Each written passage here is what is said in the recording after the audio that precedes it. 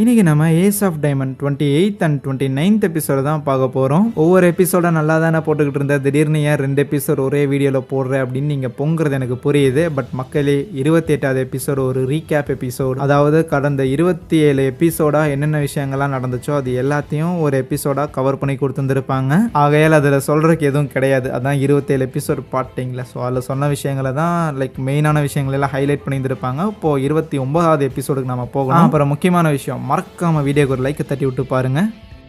வந்தோடனே 3 பாலில் ஒரு பேட்டரை அவுட் பண்ணி விட்டுருந்துருக்கான்ல, எல்லாருக்குமே பயங்கர சந்தோஷம். மென்டலி ஹீரோ பையன் பயங்கர ஸ்ட்ராங்காக இருக்கிறான் அப்படின்லாம் எல்லாரும் நினச்சிக்கிட்டு இருந்தா, ஹீரோ கிட்ட ஒரு பையன் அவுட் ஆகியிருப்பான்ல, அவன் டக்அவுட்ஸுக்கு வரும்போது ஒரு மாதிரியான ரியாக்ஷனோட வருவானா. இருந்தாலும் டீமில் இருக்கிறவங்களாம் கவலைப்படாதடா பங்கு, அந்த சட்டோரோவிடவுமே இந்த பையனோட பாலுங்கிறது ஸ்லோவாக தான் இருக்குது, அதனால நாங்கள் பார்த்துக்கிறோம், அவன் பாலை பொழந்துடுறோம் அப்படின்னு சொன்னாலும், இல்லடா அவன் பால் அவன் ஒரு மாதிரி போடுறான்டா அப்படின்னு இவனால் எக்ஸ்பிளைனே பண்ண முடியலையா. அவன் என்ன சொல்ல வரான் அப்படிங்கிறது ஷன்னுக்கு புரியுது. ஏன்னா ஹீரோ மெதுவாக தான் அந்த பாலை போடுறான், ஒரு 130 கிலோமீட்டர் ஸ்பீட் அவ்வளோதான் போடுறான்.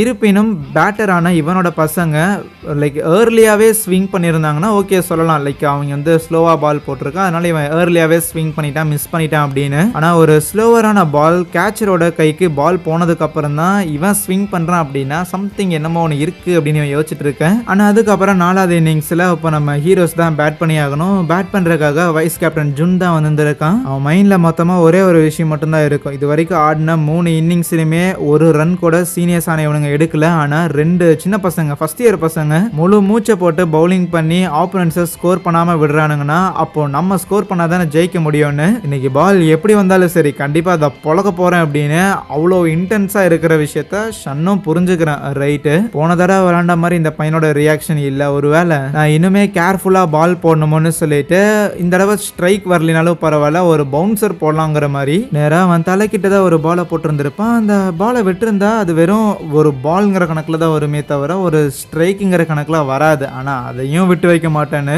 அது கரெக்டாக அடிக்கிறதுக்கான ஒரு ஆங்கிளும் கிடையாது. ஆனால் அப்பவும் பேட்டை வச்சு அடிச்சுட்டு அந்த இடத்துல ரன் ஓடிருந்திருப்பான். இதை எதிர்பார்க்கலையே அப்படின்னு ஷன்னுக்கு கொஞ்சம் ஆச்சரியம் தான். ஆனால் வைஸ் கேப்டனே இந்த பொழக்கிறானா, அடுத்ததாக கேப்டன் என்ட்ரி கொடுத்துருக்கேன். ஷன்னுக்கு ரொம்ப தெளிவாகவே தெரியும், இந்த கேப்டன் 100% அக்யூரசி ரேட் வச்சிருக்கிற ஒருத்தன் கரெக்டான பாலை கண்டிப்பாக அடிப்பான். அப்போ கரெக்டான பால் போடாமல் இருக்கலாம்னு சொல்லிட்டு ஷன் அவன் பாட்டுக்கு ஒரு பால் போட்டான். அந்த பால் அடிக்கிறோம், மின்னல் வேகத்தில் போகுது, அது ஃபவுல் ஏரியாவில் போயிருச்சு. கேப்டன் டெட்ஸியா பேசிக்காக இந்த ஃபவுல் ஏரியாவில் அடிக்கிறது இந்த மாதிரி அடிச்சு டைம் வேஸ்ட் பண்ணுற ஆள் கிடையாது, ஆனால் இங்கே பண்ணுறான். ஸோ எப்படியே போட்டால் வேலைக்கு ஆகாதுன்னு ஆஸ் யூஷுவல் எல்லா டீமும் டெட்ஸியாவை எப்படி அடுத்த பேஸுக்கு மூவ் பண்ண வைப்பாங்கன்னா இந்த வைடு பால் போடுவாங்கல்ல, ஸோ அதே மாதிரி ஒரு ஸ்ட்ரைக் ஜோனில் இல்லாமல் தள்ளி தள்ளி பேட்டுக்கு எட்டாத அளவுக்கு தள்ளி தள்ளி பாலை போட்டு 4 பால் போட்டு அந்த மாதிரி டெட்ஸியாவை ஃப்ரீயாவே அடுத்த பேஸுக்கு போப்பா அப்படிங்கிற மாதிரி மூவ் பண்ணி விட்டுறானுங்க. ஏன்னா இவனுக்கு இது ஸ்ட்ரைக் அவுட் பண்ணலாம் அப்படின்னு சொல்லி கரெக்டாக ஸ்ட்ரைக் ஜோனுக்குள்ள பால் போட்டு ஹோம் ரன் கொடுக்கறதுக்கு இது பரவாயில்லன்னு யோசிப்பாங்க. அடுத்ததாக மசுகோ பேட் பண்றதுக்காக வந்திருப்பானா, மசுகோவும் பெருசா ஹிட் பண்றதுக்காகலாம் ட்ரை பண்ணல, ரேதர் ஒரு ஸ்டோக் வைக்க ட்ரை பண்ணா அந்த பாலை போட்டு அதுக்கப்புறம் ஓடி வந்து உருண்டு வர பாலை எடுத்து த்ரோ பண்ணி எப்படியோ மசுகோ அவுட் பண்ணிடுறாங்க. ஆனா ஷன் டயர்டாக ஆரம்பிக்கிறான். மற்ற பிளேயர்ஸ் டயர்டாக இருக்கும், ஷன் டயர்டாக இருக்கும், கொஞ்சம் வித்தியாசம் இருக்குது. தன்னோட பிசிக்கல் எஃபோர்ட் அப்படிங்கிறத தாண்டியும் கொஞ்சம் மென்டலி ரொம்பவுமே யோசிக்கிறான் ஷன். ஆனால் அடுத்த பேட்ஸ்மேனாக நம்ம கசியா வந்திருப்பானா, ஓரளவுக்கு கசியா கான்ஃபிடண்டாக தான் இருப்பான். ஏன்னா கேப்டன் டெட்ஸியாவுக்கு கரெக்டான பாலை போட்டு அவனை ஸ்ட்ரைக் அவுட் பண்ண முடியாதுன்னு தெரிஞ்சங்காட்டி தான் சைடில் இது பாலை போட்டு அவனை வந்து ஃபர்ஸ்ட் பேஸுக்கு மூவ் பண்ண விட்டு இருந்திருப்பான்.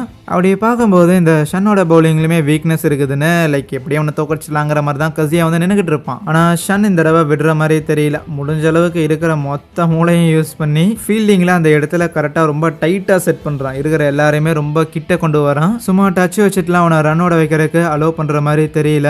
அடுத்த ஒரு பாலையும் ஷன் போடுறான். அது ஒரு வேகமான பால் கிடையாது, பட் அது ஒரு பிரேக்கிங் பால். அது பயங்கர ஒரு கர்வ் பாலாக இருந்திருக்கும். வெளியில் போகிற மாதிரியான ஒரு பால் அப்படியே கர்வ் ஆகி கரெக்டாக கேச்சரோட கைக்கே போயிருந்திருக்கும். ஸோ லோவாக ஒரு கர்வ் பால் போட்டவன் அடுத்தது எப்படி போட போகிறான்னு தெரியலையேன்னு கசியை எதிர்பார்க்கும் போது மறுபடியும் ஹையாக இன்சைடில் ஒரு பாலை போட்டிருந்திருப்பானா அதை கசியை அடிச்சிடறான். பட் அது ஃபவுல் ஏரியாவில் போயிருது. மறுபடியும் மூணாவதா இன்னொரு ஒரு ஹை பால். ஆனால் கசியா அவ்வளோ ஹைட்டு கிடையாது, ஆகையால் டைமிங் கரெக்டாக பண்ண முடியாமல் திருப்பியும் அது பின்னாடி போக ஃபவுலாக ஷன்னோட பாலை அடிக்கணும் அப்படின்னு நினச்சிக்கிட்டு இருந்த கசியா ஷன்னோட பாலை அட்மையர் பண்ண ஆரம்பிக்கிறான், ஷன்னோட திறமைகளை அட்மையர் பண்ண ஆரம்பிக்கிறான். ஏன்னா இவனை மாதிரியான ஒருத்த மட்டும் என் டீமில் என் கூட இருந்திருந்தான் அப்படின்னா நடக்கிறதே வேறங்கிற மாதிரி. ஏன் அப்படின்னா ஸ்ட்ரைக் ஜோன் வந்து ஒரு ஸ்கொயர் மாதிரி இருக்குதுன்னா முதல்ல லோவரா ஒரு கர்வ் பால் ஒன்று போட்டானா அடுத்தது ஹையரா இன்னொரு ஒரு பாலை இன்சைடில் போட்டிருந்திருப்பான், அது ஸ்ட்ரைக் ஜோன்ல தான் வந்திருக்கும். ஆனால் மூணாவதாக போட்டதுங்கிறது ஸ்ட்ரைக் ஜோனை விட்டு வெளியில் லைக் அந்த எட்ஜில் போட்டிருந்துருப்பான், அந்த பால் ஸ்ட்ரைக் ஜோனுக்குள்ளே தான் வருதோன்னு நினச்சிக்கிட்டு கசியா அதை அடிச்சிருந்துருப்பான். ஸோ அதனால தான் கசியா ஷன்னோட அந்த பால் கண்ட்ரோலை பார்த்து வாயை பொழகிறான். அவுட் சைடில் போடுற ஒரு பாலை லைக் ஸ்ட்ரைக் ஜோனுக்குள்ளே வர ஒரு பால்னு என்னை கன்ஃபியூஸ் பண்ணுற அளவுக்கு அவன் போடுறான்ல, ஸோ அந்த திறமையை. ஸோ அப்படின்னா அவன் அடுத்தது போட போகிற பாலுமே லைக் லோயராக தான் வரப்போதோன்னு சொல்லிட்டு கசியா அந்த இடத்துல பேட்டை ஸ்விங் பண்ணக்குள்ள கரெக்டாக பாலுங்கிறது மாட்டுது. அது ஒரு நல்ல டைமிங், ஈஸியாகவே அந்த இடத்துல 2 ரன்னை ஸ்கோர் பண்ணிடுறானுங்க. ஏன்னா கசியாவை ஸ்குவீஸ் பண்ணணும்னு சொல்லிட்டு லைக் ஃபீல்டர்ஸ் எல்லாரையும் உள்ள கூப்பிட்டு இருந்திருப்பான்ல, ஸோ அதனால ஓடி போய் எடுக்கிறதுக்கு கொஞ்சம் லேட் ஆயிருந்திருக்கும், அதனாலே 2 ரன் எடுத்துருப்பானுங்க. உடனே ஒரு அவசர மீட்டிங்கிற மாதிரி டீம்ல இருக்கிற எல்லாரும் ஷன் கிட்ட வந்துட்டு யோ என்ன நடந்துச்சு, எப்படி அவன் நீ போடுறத ப்ரிடிக்ட் பண்ண அப்படின்லாம் கேட்கும்போது ஷன்னுக்கும் அதுதான் தோணுது, ஒருவேளை நான் போட்டதை அவன் ப்ரிடிக்ட் பண்ணணும்னு. ஃபைனலி ஒரு ஒர்த்தியான ஆப்போனண்ட்டுங்கிற மாதிரி அவன் தாய்வான்ல இருந்து ஜப்பானுக்கு வந்தது காரணமே பேஸ்பால் ஆடுறதுக்கு தான். ஆனால் ஈஸியாக எல்லா மேட்ச்லையும் ஜெயிச்சுட்டு போறதுக்காக கிடையாது, மேட்ச் ஆடணும், ஒரு டஃப் கொடுக்குற மாதிரியான ஒரு டீம் கூட ஆடணும்னு.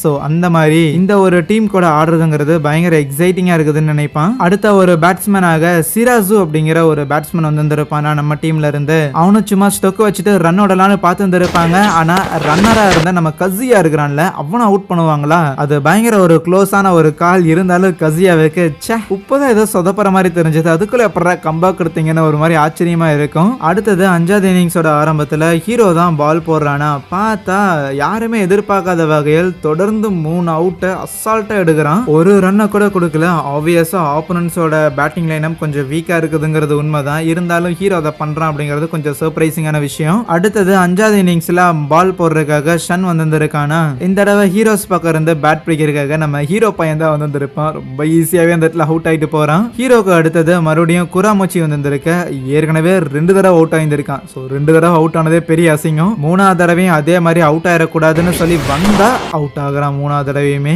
குராமோச்சில இருந்து டீம்ல இருக்கிற யாராலையுமே சுத்தமா நம்பவே முடியல, இந்த ஷன் ஒரு மாதிரி வித்தியாசமான ஒரு ஆரா பில்ட் பண்ணிட்டு இருக்கிறான். அண்ட் மேட்சை பார்த்துட்டு இருந்த அந்த ரிப்போர்ட்டர்ஸ் 2 பேரும் பேசிக்கும் போது அதுக்கு அந்த லேடி என்னன்னா பரவாயில்ல, இப்போ ஷன் வந்து 2nd இயர்ல தான் இருக்கிறான், 3rd இயர்ல இன்னும் எப்படி ஆட போறானோன்னு தெரியலன்னு சொல்லிட்டு இருக்கும் போது அதுக்கு பக்கத்துல வந்திருக்க இன்னொரு ரிப்போர்ட்டர், ஷன் வந்து தாய்வான் நாட்டை சேர்ந்தவன், அந்த ஸ்கூல்ல இருந்து வந்த ஒரு எக்ஸ்சேஞ்ச் ஸ்டூடெண்ட் தான் இப்போ இந்த ஸ்கூல்ல இவன் ஆடிட்டு இருக்கிறாங்கிற கணக்கு. ஆனால் அந்த தாய்வானில் அகாடமிக் இயருங்கிறது ஜப்பானை விடவுமே 6 மாதத்துக்கு முன்னாடியே நடக்கும். ஏன்னா தாய்வானில் ஒருத்தன் ஸ்கூல் முடிக்கிறான் அப்படின்னா அந்த அவன் முடித்த நாள்லேருந்து 6 மாதம் கழிச்சு தான் அவன் ஏஜில் இருக்கிற பசங்க ஜப்பானில் ஸ்கூல் முடிப்பாங்க. ஸோ அப்படி பார்த்தா இங்கே ஜப்பானில் ஷன் வந்து 2nd இயரில் இருந்தாலும் தாய்வானை பொறுத்த வரைக்கும் அவன் ஆல்ரெடி 3rd இயரில் பாதி இயரை கம்ப்ளீட் பண்ணியிருந்திருக்கான். ஸோ டெக்னிக்கலி அவனுக்கு ஸ்கூலில் கடைசி பெரிய டோர்னமெண்ட்னா அது இதுதான், அது அவனுக்கும் தெரியும். அதனாலேயே அவன் அவ்வளோ அக்ரெசிவாக இந்த டோர்னமெண்ட்டை மெமரபிள் ஆக்கணும் மாதிரியே ஆடிக்கிட்டு இருப்பான். 5வது இன்னிங்ஸ்லயும் 2 டீமும் எந்த ஒரு ரன்னும் கொடுத்துருக்காதா. அடுத்தது 6வது இன்னிங்ஸ்ல ஹீரோ பால் போட பேட் பிடிக்கிறதுக்காக ஷன் வந்து நிற்பான். பட் ஹீரோவோட பாலை ஃபேஸ் பண்ண ஷன் அந்த இடத்துல ஒரு கேட்ச் அவுட் கொடுத்துருப்பானா. ஷன் சுத்தமா எதிர்பார்த்துருக்க மாட்டான். மேபி இந்த சைடோவோட ஏசான டன்பாவோ இல்லைனா அந்த கவாகாமி தான் ஒரு கேம் சேஞ்சரா இருப்பாங்கன்னு எதிர்பார்த்தான். இந்த புது பையன் தான் ஆக்சுவல் கேம் சேஞ்சரா இருக்கிறான் அப்படின்னு சொல்லி அவனே கொஞ்சம் சர்ப்ரைஸ் ஆக மேட்சை வேடிக்கை பார்த்துக்கிட்டு இருந்த இச்சிராய் ஸ்கூலை சேர்ந்தவங்களும் பரவாயில்லையே, மெயினான பிச்சர்ஸ் ஆனா கவாகாமியும் டன்பாவையும் இறக்காமலே இந்த காட்டுறானுங்க. ஆல்ரெடி 2 டீமும் 2 ரன் எடுத்துருக்கானுங்கன்னா இன்னும் ஒரு 3 இன்னிங்ஸ்ல மேட்சும் முடிய போகுது. ஸோ டெஃபினட்டா அடுத்த ரன் யார் எடுக்கிறாங்களோ அவங்க தான் ஜெயிப்பாங்கிற மாதிரி, யார் ஜெயிப்பாங்கன்னு எதிர்பார்த்துட்டு இருக்கிறாங்க. ஏன்னா இதுல யார் ஜெயிக்கிறாங்களோ அவங்க தான் இச்சிராய் கூட போட்டி போட போறது. அதுவே நம்ம கோச் மினாட்டோவை பேட் பண்றதுக்காக வார்ம் அப் போக சொல்றாரா, மினாட்டோவை மட்டும் கிடையாது டன்பாவையுமே அந்த இடத்துல போய் வார்ம் அப் பண்ணுங்கிற மாதிரி சொல்றாரு. நம்ம எதிர்பாராத நேரத்துல சில மேட்சஸ ஒரு ஏஸால தான் முடிச்சு வைக்க முடியும், அதனால நீ இப்ப டீமுக்கு தேவைங்கிற மாதிரி சொல்லுவாரா. டன்பா அங்க பிச்சில் பிராக்டிஸ் பண்றத ஷன்னும் கவனிக்க இது நம்ம லிஸ்ட்லே இல்லைன்னு ஷாக் ஆகும்போது அங்கே இந்த ஒரு எபிசோடே முடிக்கிறாங்க.